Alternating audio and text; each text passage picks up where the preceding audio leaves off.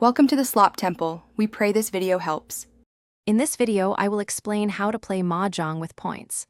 Mahjong is a captivating game combining skill, strategy, and a bit of luck.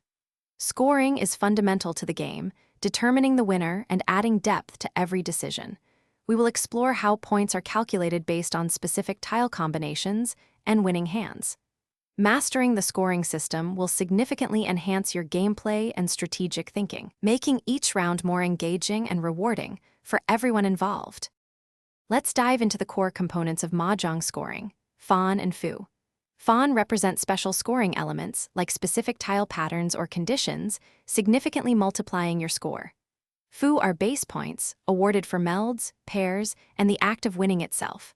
While different Mahjong variants have unique scoring rules, understanding Fan and Fu provides a solid foundation. A winning hand usually needs at least one Fan to be valid, so always keep those special patterns in mind. Now, let's put it all together and calculate a winning hand score. First, identify the Fan value of your hand, which can range from 1 to many.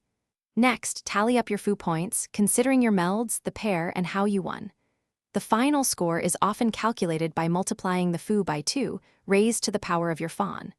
Remember, some exceptional hands, known as limit hands, have predetermined, very high point values, offering huge rewards. To truly excel, strategic play is key for maximizing your points. Always strive for hands that offer higher Fan values, as these significantly boost your score. Think about whether to make open or concealed melds, as this impacts your Fu points. Pay close attention to your opponent's discards. This can give you valuable clues about their potential hands and help you block them.